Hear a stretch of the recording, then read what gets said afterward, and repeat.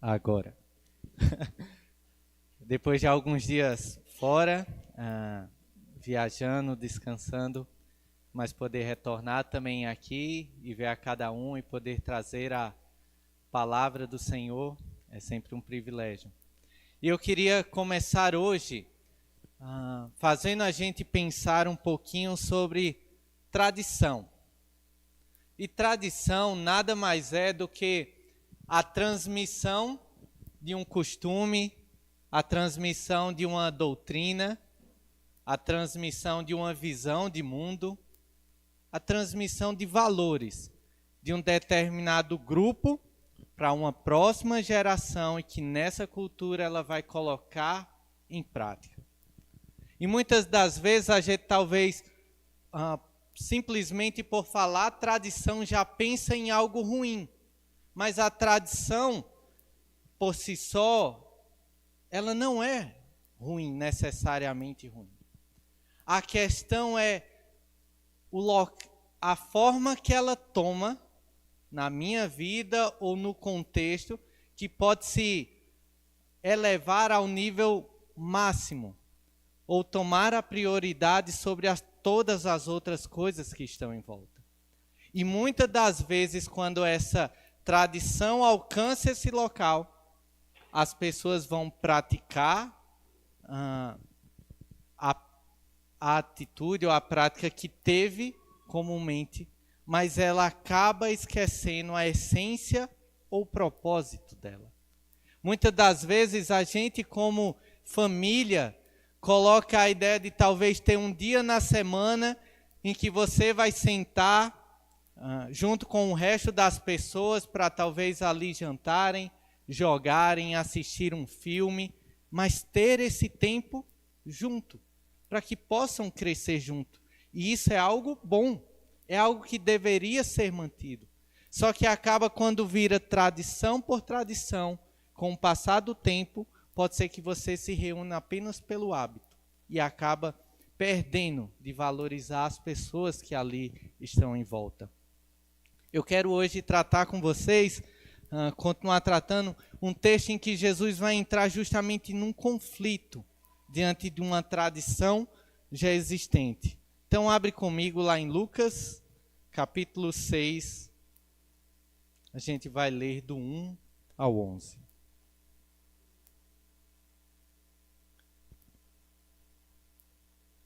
Lucas, capítulo 6,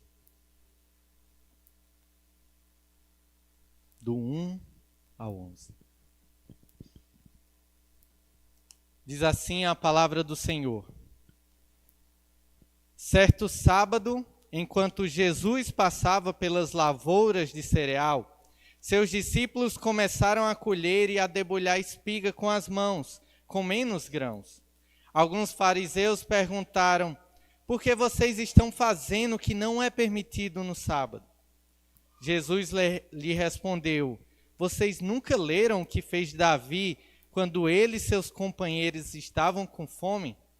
Ele entrou na casa de Deus e, tomando os pães da presença, comeu o que apenas aos sacerdotes era permitido comer, e os deu também aos seus companheiros.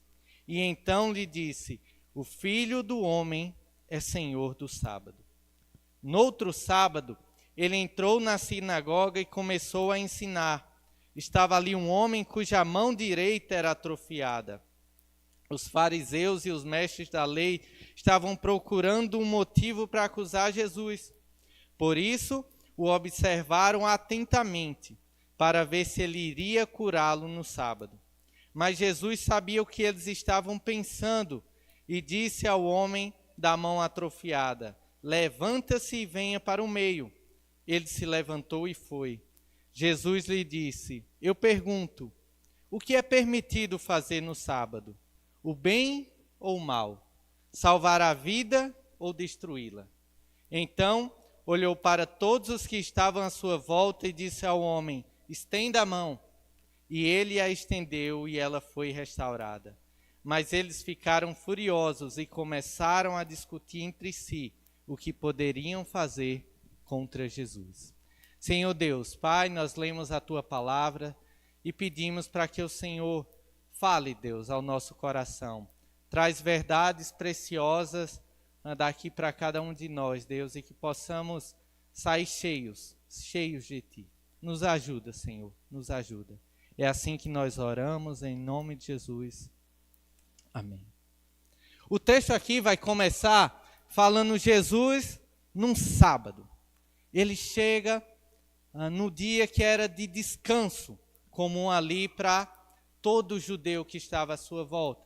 E então, os seus discípulos, e perceba que toda a ação é com os discípulos, eles estão lá e começam a colher, a pegar as espigas de milho que estavam no chão, a debulhar e a comer. E por causa disso, então, os fariseus chegam até ele e vão interrogá-lo, o porquê eles estavam agindo daquela forma, porque eles estavam trabalhando no sábado.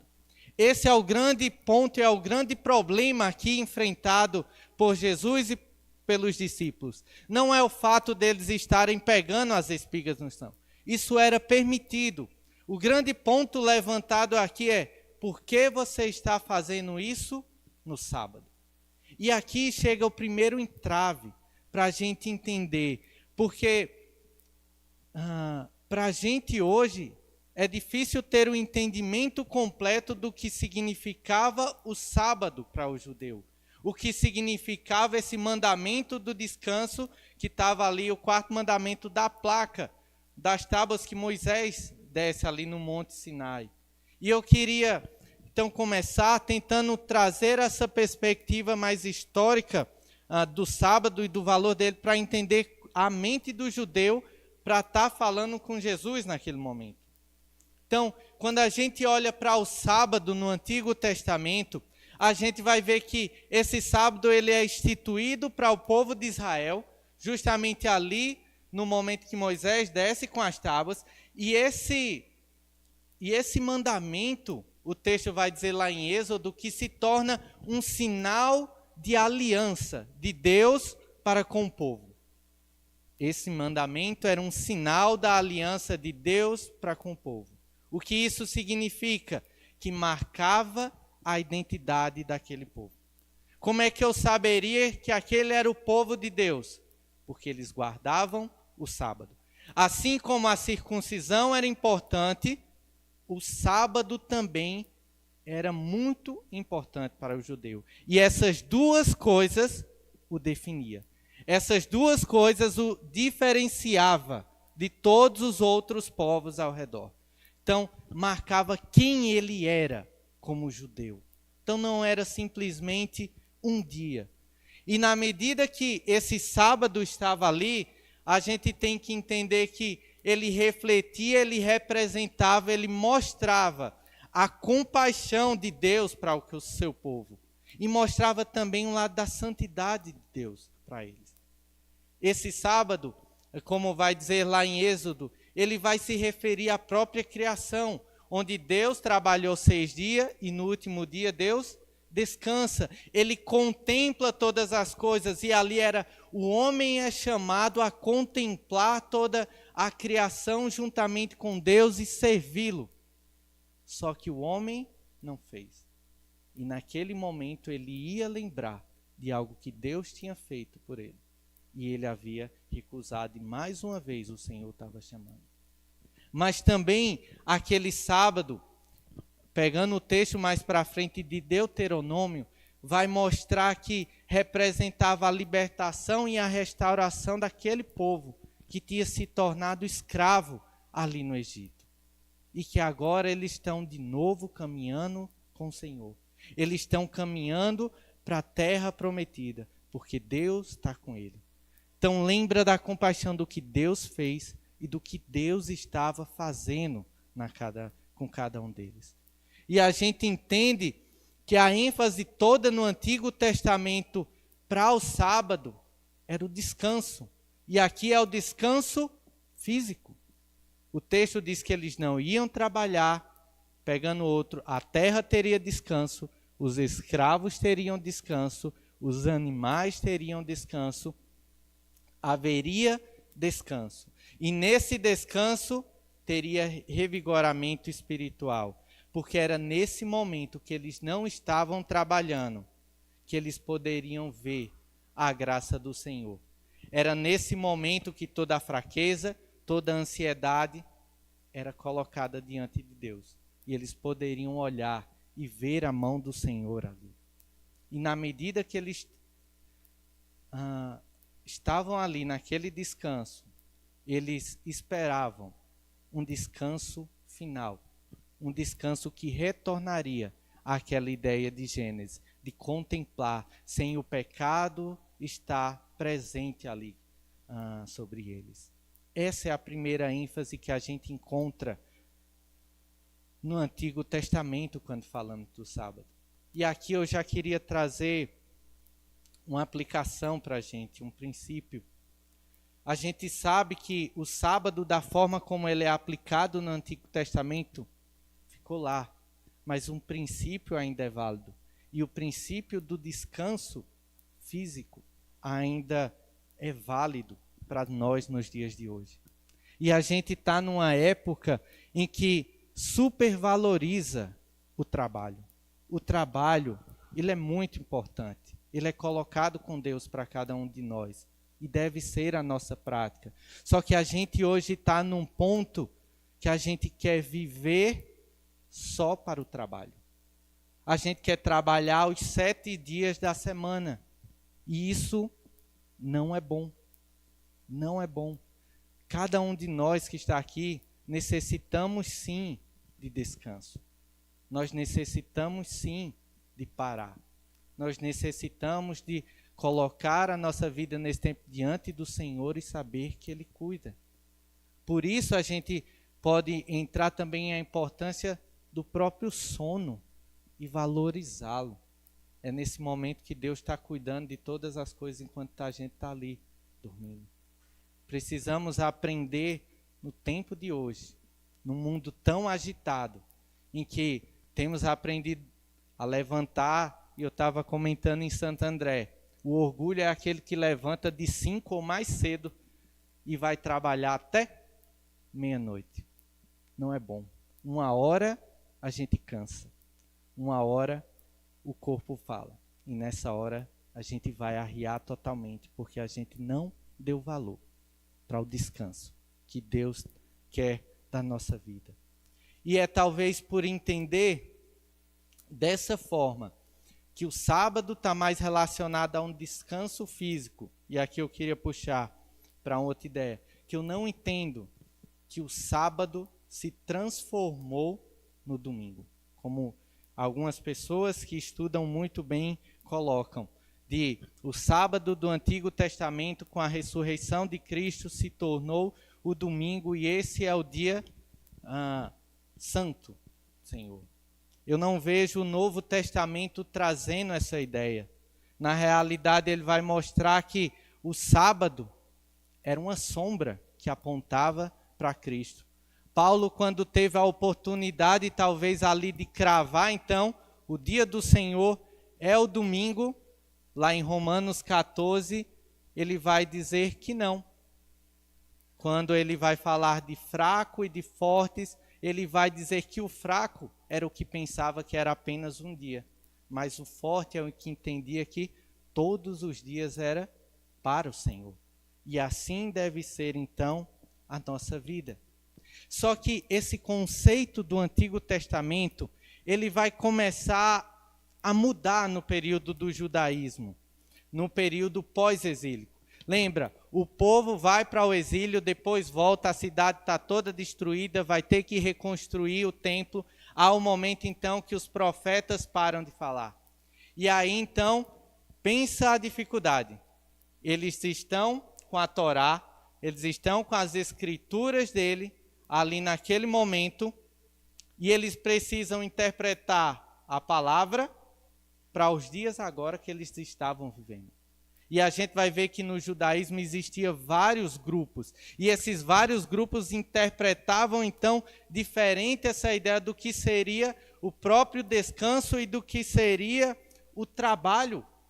E aí começa a surgir várias correntes, porque eles queriam zelar por esse descanso, porque marcava, mostrava a sua própria identidade. E eles precisavam continuar fazendo isso, mesmo estando diante de um império romano, mesmo diante de uma cultura grega, eles precisavam colocar os seus valores ali. É daí onde surge, e muitas das vezes a gente e vê nos debates, criticando os fariseus, mas os fariseus vão surgir pelo zelo pela palavra, para querer manter essa integridade no mundo em que não estava mais vivendo com relação a ela. Só que o problema é, eles vão tentar trazer essa palavra para os dias de lá. E na medida que eles vão trazendo, o que eles acabam fazendo é criando um monte de regras morais do que seria aquele sábado, que é o que a gente vai entender e chamar de halaká. São as regras que foram criadas por esses fariseus e outros grupos que tentavam interpretar a Torá e dizer, isso aqui é o princípio prático. Só que na medida foi tornar uma vida de pode ou não pode. Para vocês terem ideia em relação ao sábado. Então tinha algumas regras como no sábado, qualquer trabalho anterior não poderia fazer de uma forma que ele se estendesse até o sábado. Tinha que acabar na sexta-feira. Uma outra era em relação ao próprio cuidado de alguém, você só poderia cuidar dessa pessoa se fosse extremamente necessário. Se ela estivesse a ponto de morrer, você cuidava dela. Mas se não, podia deixar para o próximo dia que fazia. Existia alguns, talvez, que colocavam mais rigor, e até a forma de você olhar para o espelho e começar a se ajeitar, eles entendiam como trabalho. E aí vai aumentando. Se você caminhasse mais do que 600 metros, trabalho também. E o que é que você merecia? Para a maioria desses grupos, pena de morte. A vida se tornou um pleno legalismo. Pode ou não pode, estava tudo descrito na tradição. Tinha a palavra do Senhor, mas a tradição toma esse local. E aqui talvez entra um cuidado para a gente hoje. A gente precisa ter o mesmo cuidado para não entrar nessa vida de legalismo. Porque a gente hoje ainda continua estudando a palavra do Senhor e tentando interpretar para os dias de hoje, para a nossa cultura. E o cuidado que a gente deve ter é não simplesmente daqui tirar ensinamento só como pode e não pode. Tem coisas na Bíblia que é claro, é preto no branco. Mas tem outras que não. E ele vai pedir para que a gente use a sabedoria então para ver. E isso é o que vai nos diferenciar, gente, de qualquer outra pessoa.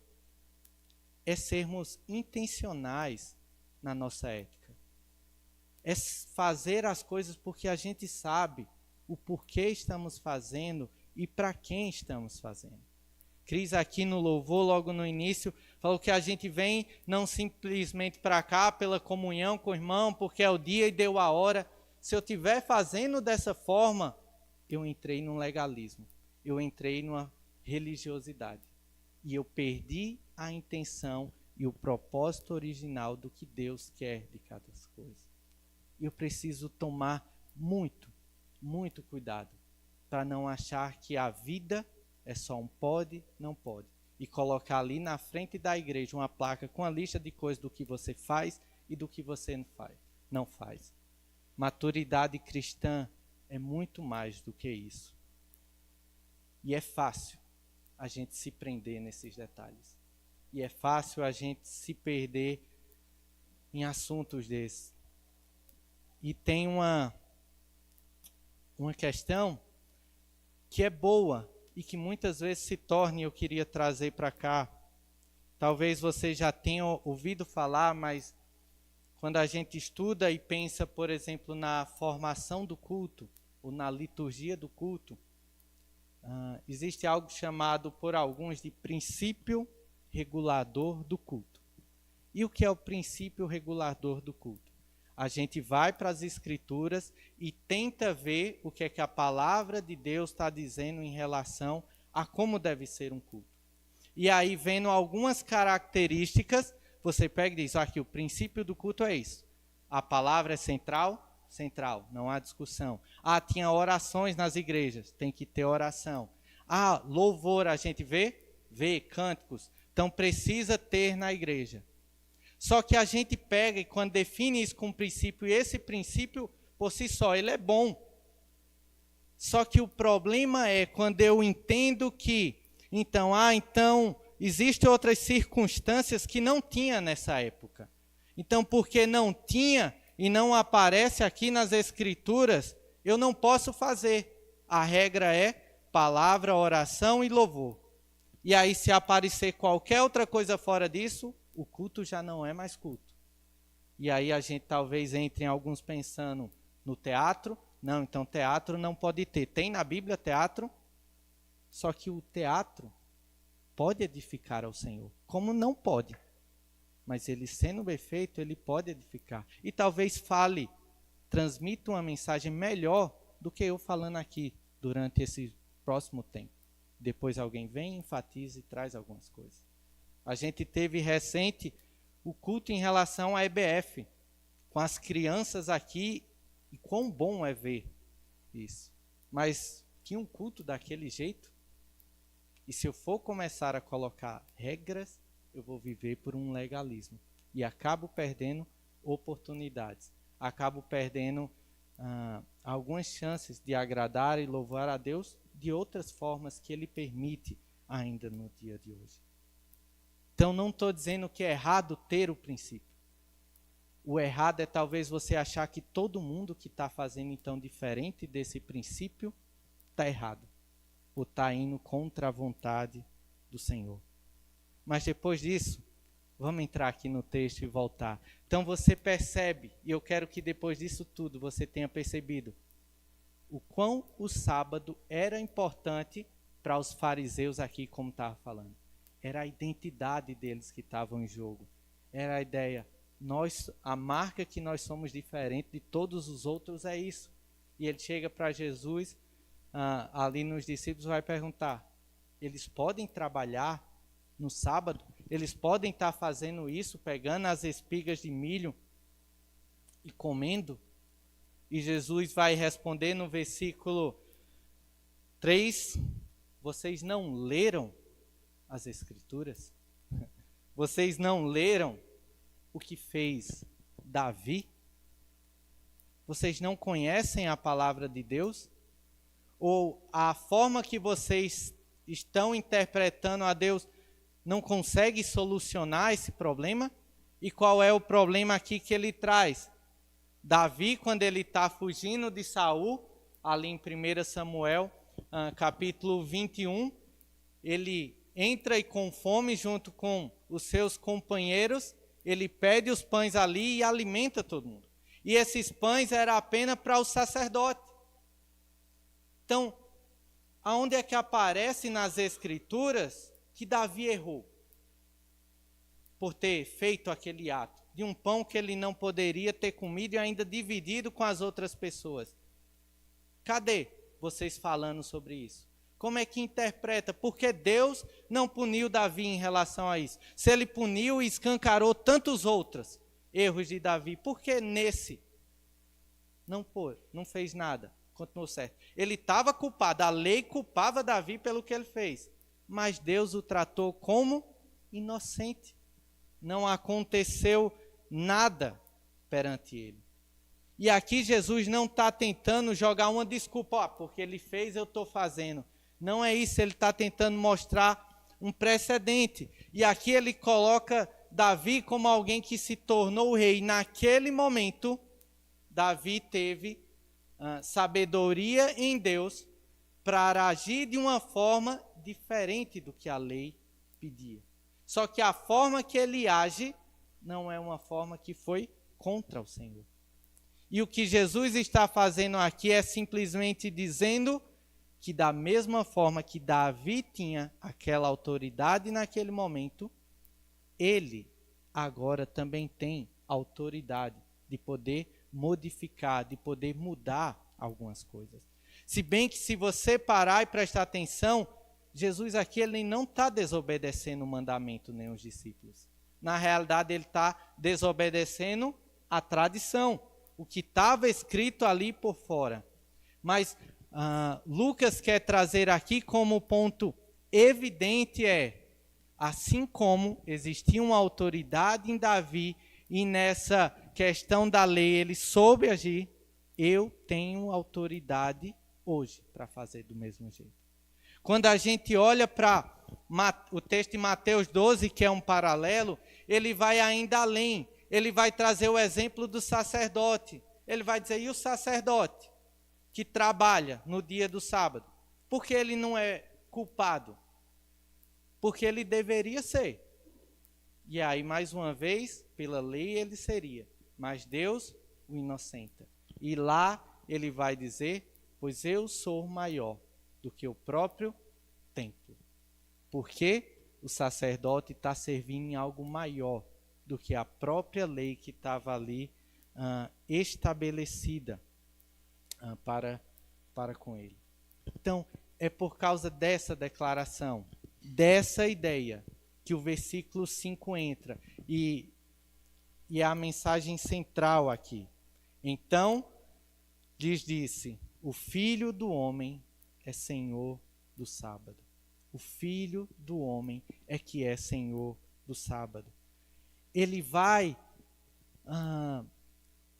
e diferente de Marcos, ele omite aqui um dos versículos. Lá em Marcos 27 vai dizer, o sábado foi feito por causa do homem, não o homem por causa do sábado. E Lucas faz isso justamente para tentar ficar lado a lado Davi e ele. E mostrar na realidade que a autoridade que Jesus tem é muito maior do que qualquer outra coisa. É como se ele estivesse perguntando, quem é o dono do sábado? E ele responde, o Filho do Homem é. E quando ele traz essa ideia de Filho do Homem, é sempre usado para ele, por causa do seu poder, por causa dos atributos divinos que ali está. Em outras palavras, ele está dizendo, só Deus poderia ser maior do que isso. E esse Deus está aqui na frente de vocês. E esse Deus tem plena consciência de quem ele é. E o que eu quero é que vocês enxerguem isso. A minha autoridade. Eu sou maior do que o sábado, eu sou maior do que o templo, eu sou maior do que qualquer coisa que possa existir. E essa é uma verdade, gente, que precisamos carregar e defender hoje. Que Jesus, ele é Deus e ele é maior do que qualquer outra coisa que existe. Deus não pode ser, Jesus não pode ser reduzido ou comparado a nada, a ninguém. Deus não pode ser reduzido a nenhuma característica simplesmente humana, a nenhuma conduta correta ou moral. Ele é muito maior do que isso. Jesus, ele não pode ser comparado nem nivelado no nível de nenhuma tradição existente. Jesus é maior do que qualquer tradição. Não está no mesmo nível. Jesus é a tradição da igreja, seja a igreja que for.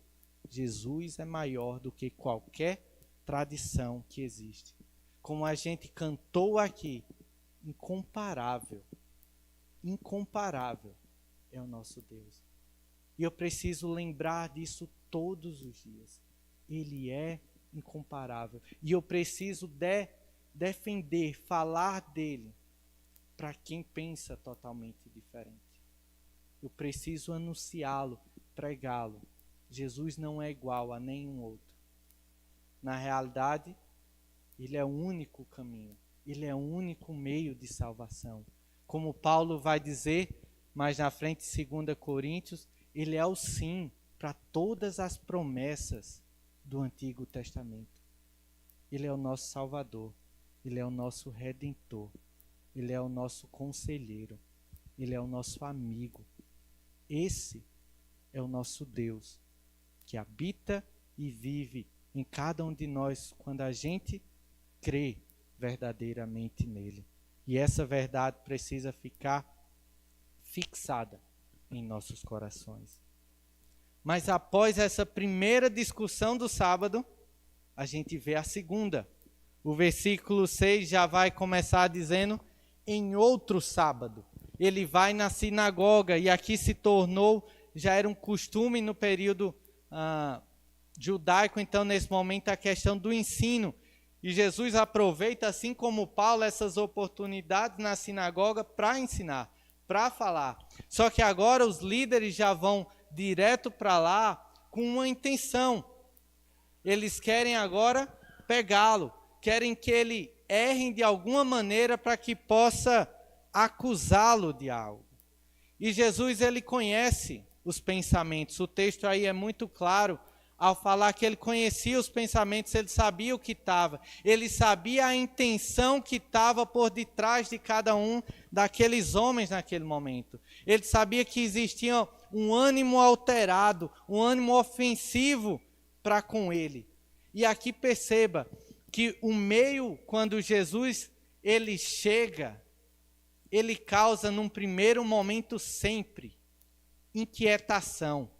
Não tem como eu estar ensinando, eu estar pregando a Cristo, e isso é muito claro quando a gente vai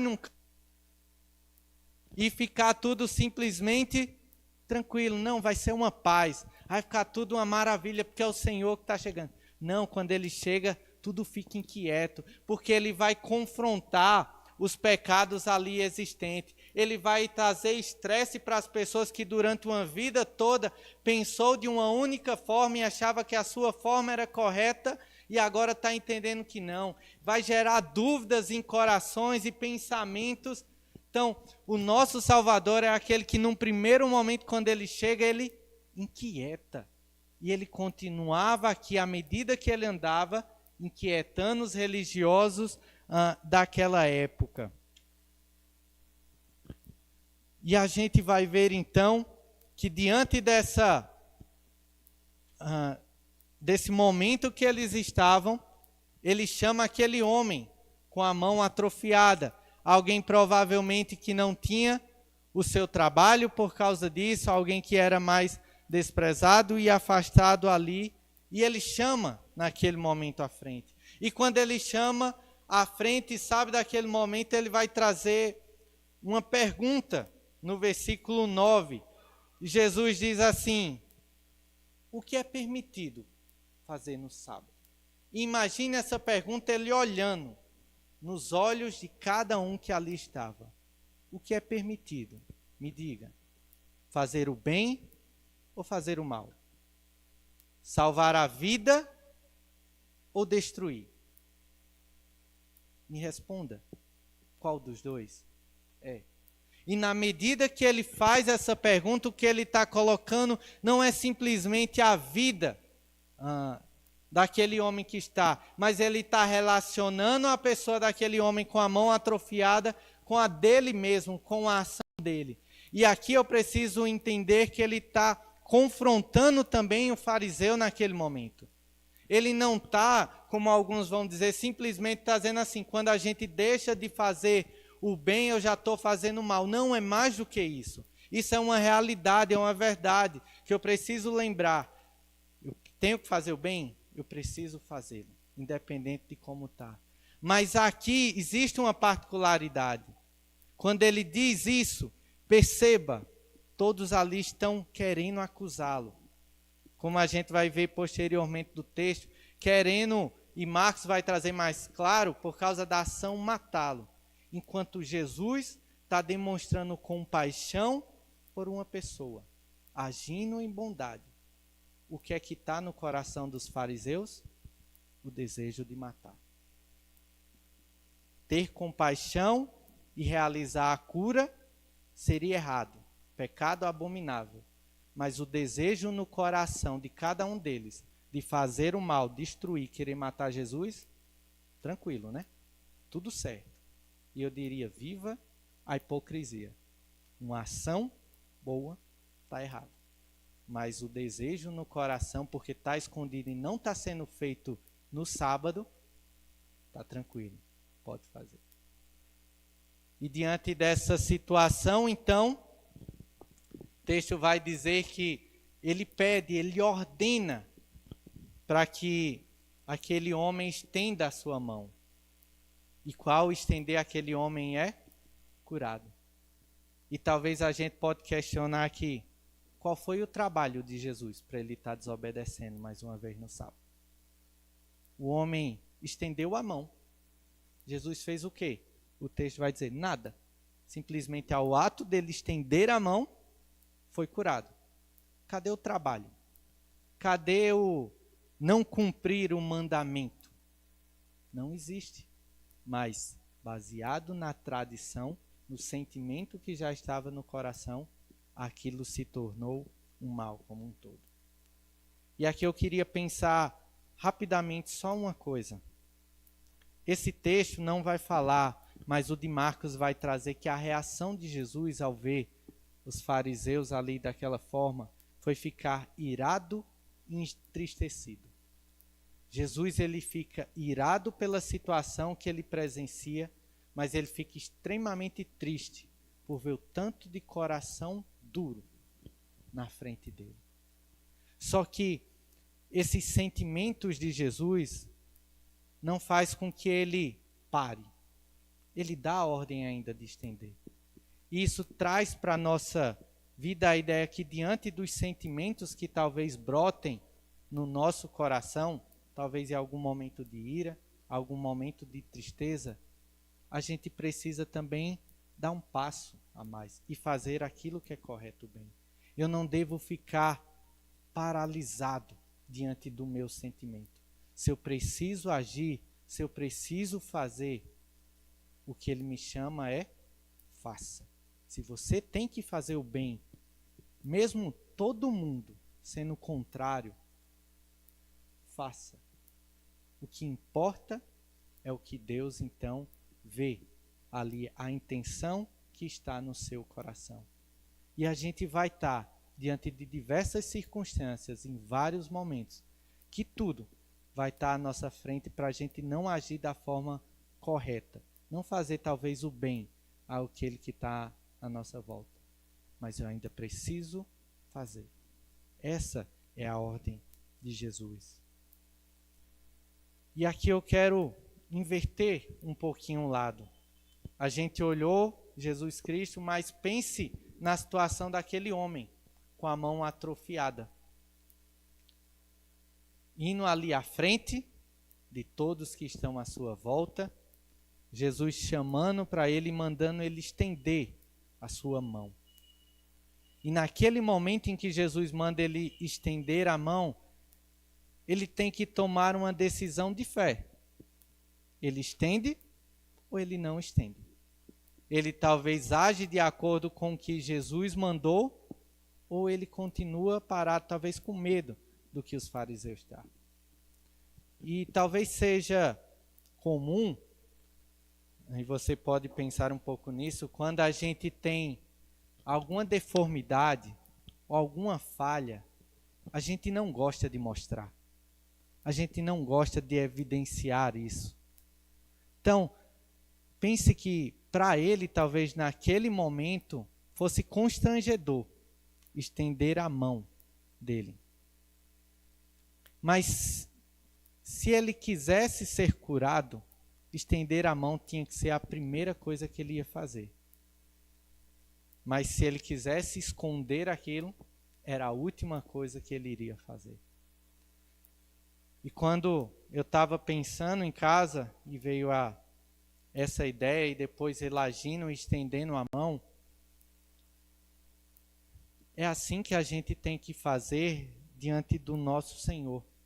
Nós precisamos mostrar perante Cristo as nossas deformidades. A gente precisa mostrar a Cristo os nossos pecados. A gente precisa chegar para Ele e reconhecer as nossas falhas. O Senhor Jesus, Ele nos chama para caminhar com Ele. Nos chama para sermos discípulos dEle. Mas Ele não nos chama de todo jeito. Ele quer que a gente reconheça os nossos pecados. Ele quer que a gente compreenda que da forma como a gente está, a gente não pode continuar. A vida cristã, e aqui Paulinho falou um pouco semana passada sobre a ideia de viver o novo, não é simplesmente pegar algo do passado como você era e costurar algumas coisinhas em você. Colocar alguns morais agora que você aprendeu na igreja. Não. Jesus é muito maior do que isso. Diante das pessoas, a gente tem sim vergonha de mostrar os nossos pecados, porque na maioria, e diante de quem não vai entender, vai simplesmente talvez pisar, nos envergonhar e tantas outras coisas. Mas diante de Cristo, o que Ele nos oferece é perdão. Mas para isso, eu preciso estender, eu preciso reconhecer a minha deformidade. Eu preciso me colocar nessa condição que eu não sou nada. E é o Senhor Jesus quem muda, que transforma, que cura, que me salva. Eu preciso entender isso. Sabe, muitas das vezes a gente para e a gente vai ver isso na palavra do Senhor. Mas seguir a Cristo é custoso. E alguns vão trazer a ideia do custo do discipulado. E é verdade. A gente não pode seguir a Jesus de todo jeito, como eu já comentei, achando que pode viver com seus pecados e está tudo bem. Não, a gente precisa abandoná-los. Se eu me arrependi, eu vou abandoná-los.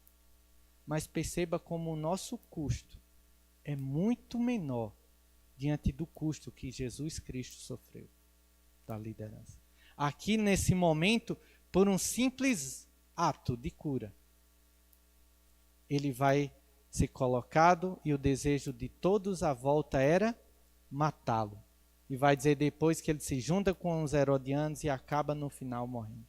O custo de Jesus Cristo para salvar a cada um de nós é muito maior do que qualquer coisa que venhamos a fazer por Ele. Nunca esqueça. E o Senhor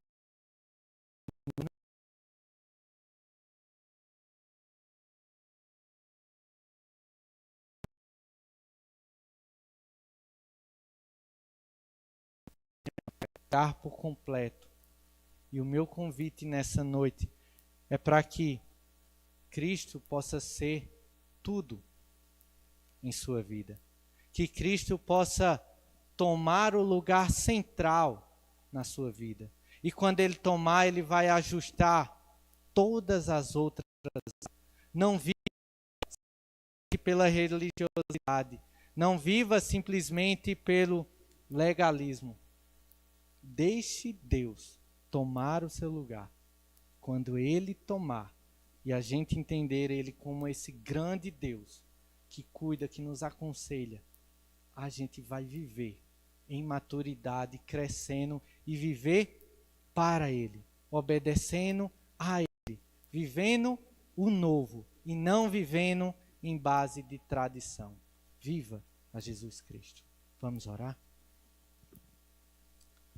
Senhor Deus, Pai, obrigado porque podemos te chamar de Pai. Isso só é possível por causa do alto preço pago por Cristo Jesus ali naquela cruz, que leva sobre si os nossos pecados, Senhor, e faz com que a gente possa se achegar a Ti. Ó Deus, quebra o coração de tantos que ainda estão endurecidos em relação a Ti, ó Senhor Jesus. Quebra o coração daqueles que não Te enxergam como Deus verdadeiro, como Senhor da própria vida. Ó Deus, e a cada um de nós que já tomou essa decisão, que a gente possa colocar o Senhor no devido local, que é no centro, a prioridade de todas as coisas da nossa vida. Por isso nos ajuda, Deus. Nos ajuda a não viver por religiosidade, mas viver a tua vontade e os teus propósitos. É assim que nós oramos. Em nome de Jesus. Amém.